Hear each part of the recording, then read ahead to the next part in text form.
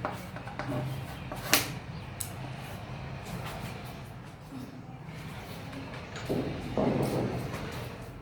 Morning children. आज हम लोग लेसन 2 चैप्टर का नाम है digestion and the role of microwave, उसी के बारे में हम लोग पढ़ेंगे। कल हम डाइजेशन के बारे में अगले वीडियो में पढ़ा दिए हैं। आज हम सिर्फ डाइजेस्टिव सिस्टम और माइक्रोवेव्स के बारे में पढ़ेंगे।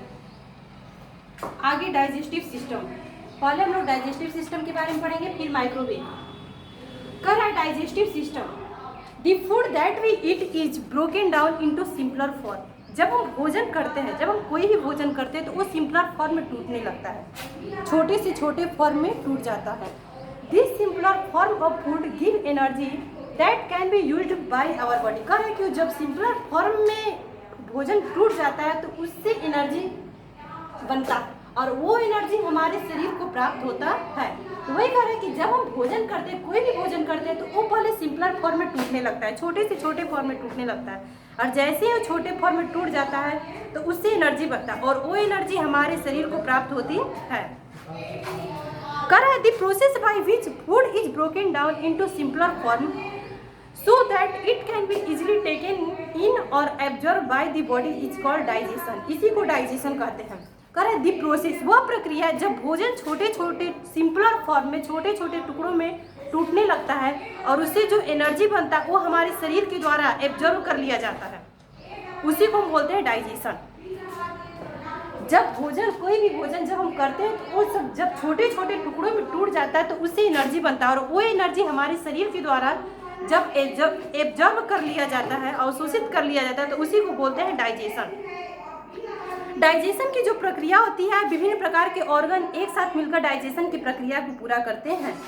डाइजेशन की जो प्रक्रिया है वो हमारे शरीर के बहुत सारे ऑर्गन्स एक साथ मिलकर डाइजेशन की प्रक्रिया को पूरा करते हैं। जैसे है, आगे है प्रोसेस ऑफ डाइजेशन। डाइजेशन की प्रक्रिया क्या है? कह रहा है कि हमारे शरीर में बहुत सारे ऑर्गन्स होते हैं, लेकिन जितने सारे ऑर्गन्स होते हैं उनका काम अलग अलग है। लेकिन जब एक साथ मिलकर, जब कोई एक जैसे हमारे शरीर में माउथ हो गया, food pipe, stomach, small intestine, anus, liver, large intestine, जब ये लोग एक साथ मिलकर क्रिया करते हैं तो उस वक्त हम जो भी भोजन करते हैं उसको ये लोग पूरी तरह से पचाकर हमारे शरीर को एनर्जी प्राप्त करते हैं। कह रहा है कि डाइजेशन की प्रक्रिया माउथ से स्टार्ट होती है और एनस पे जाके लास्ट होती है। जो डाइजेशन की प्रक्रिया है वो हमारे मुंह से स्टार्ट होती है और लास्ट में एनस पे जाके वो खत्म होती है। डाइजेशन की प्रक्रिया होती कैसे है ये हम देखते हैं। कह रहा है कि सबसे पहले हम भोजन को मुंह से लेते हैं। सबसे पहले हम कोई भी भोजन मुंह से लेते हैं। जब हम मुंह से कोई भोजन लेते हैं, the process of digestive start in the mouth, तो डाइजेशन की प्रक्रिया वहीं से शुरू हो जाती है। डाइजेशन की प्रक्रिया हमारे मुंह से ही शुरू हो जाती है, क्योंकि हम कोई भी भोजन को मुंह से ही स्टार्ट करते हैं। कह रहे हैं कि माउथ में here food is broken down by beating and chewing. मुंह में ही भोजन कटने और चबाने स्टार्ट कर देते हैं।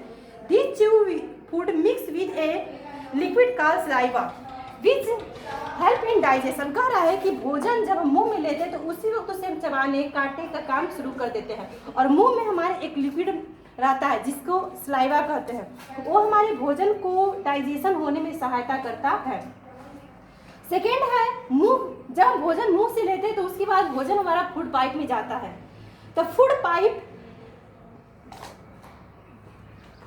passes from the mouth through its thin long tube called the food pipe and reaches the stomach।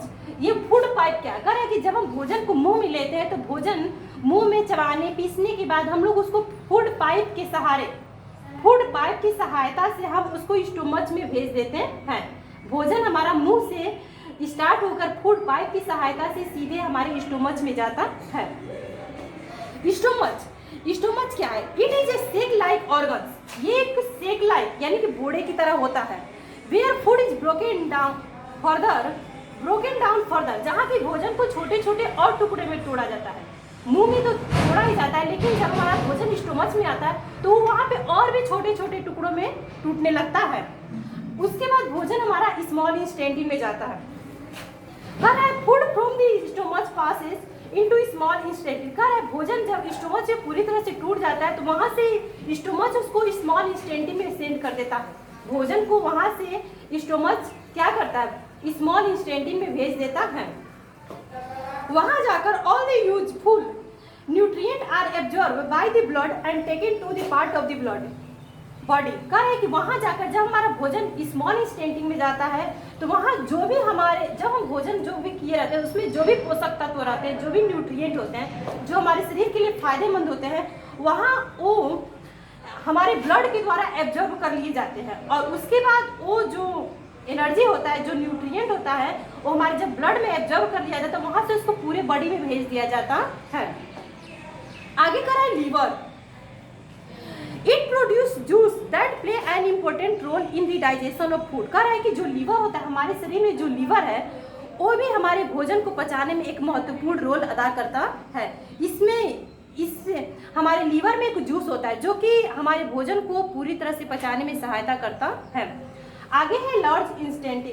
कह रहा है कि it hold the food that can not be digested, absorb water from it and waste water and form waste called faeces. कह रहा है कि large intestine में जब हमारा भोजन जाता है तो जो अनडाइजेस्टेड फूड होते हैं, जो अपचा भोजन होते हैं, उनको वाटर को एब्जॉर्व करके अनडाइजेस्टेड फूड को एनस से भेज दिया था। और एनस के द्वारा जो भी हमारे शरीर के जो वेस्ट मटेरियल होते हैं वो हमारे शरीर से बाहर निकल जाते हैं। इस तरह हमारे डाइजेशन की क्रिया पूरी होती है। डाइजेशन की क्रिया मुंह से स्टार्ट होकर एनस में जाके लास्ट होती है। आगे है नेक्स्ट टॉपिक है हेल्दी ईटिंग हैबिट्स, यानी कि खाने की आदत, अच्छी आदत कौन कौन सी होती है। कह रहा है healthy eating habits are also important for good health. कह रहा है कि अच्छे स्वास्थ्य के लिए हेल्दी ईटिंग हैबिट्स का होना बहुत ही महत्वपूर्ण है। कह रहा है यहाँ पे कुछ हैबिट्स दिए गए हैं जो कि हमें स्वस्थ रहने के लिए बहुत ही जरूरी है। पहला है chew the food well and do not swallow it whole. कह रहा है कि हमें भोजन को अच्छी तरह से चबा चबा कर खाना चाहिए, न कि उन्हें निगल जाना चाहिए। हमें भोजन को निगलना नहीं चाहिए बल्कि उन्हें अच्छी तरह से चबा चबा के खाना चाहिए। आगे कह रहा है नेक्स्ट टॉपिक, नेक्स्ट पॉइंट है ईट fruits and vegetables every day. हमें प्रत्येक दिन, हमें हर रोज वेजिटेबल्स और फ्रूट लेना चाहिए, क्योंकि वेजिटेबल्स और फ्रूट में हमारे सारे के सारे न्यूट्रिएंट प्रेजेंट होते हैं। आगे है always wash your hands before and after meals. करें कि हमें भोजन करने से पहले और भोजन के उपरांत हमें हाथों को अच्छे से साफ कर लेना चाहिए। आगे है rinse your mouth well after meals. खाने के बाद मुंह को अच्छे से कुल्ला कर लेना चाहिए, मुंह को अच्छे से साफ कर लेना चाहिए पानी की सहायता से। नेक्स्ट है always try to eat a balance diet. हमेशा कोशिश करना चाहिए कि हम जो भी भोजन ले रहे हैं वो पूरी तरह से बैलेंस डाइट हो, यानी कि उसे पांचों के पांचों कंपोनेंट्स पूरी तरह से प्रेजेंट हो। नेक्स्ट है always eat clean fresh and well cooked food. हमें हमेशा शुद्ध भोजन, फ्रेश पानी एंड वेल कुक्ड और अच्छी तरह से पका हुआ भोजन करना चाहिए। अगर हम ये सब हैबिट्स को अपनाएंगे तो हम हमेशा स्वस्थ रह सकते हैं। नेक्स्ट टॉपिक है माइक्रोवेव, सूक्ष्म जीव।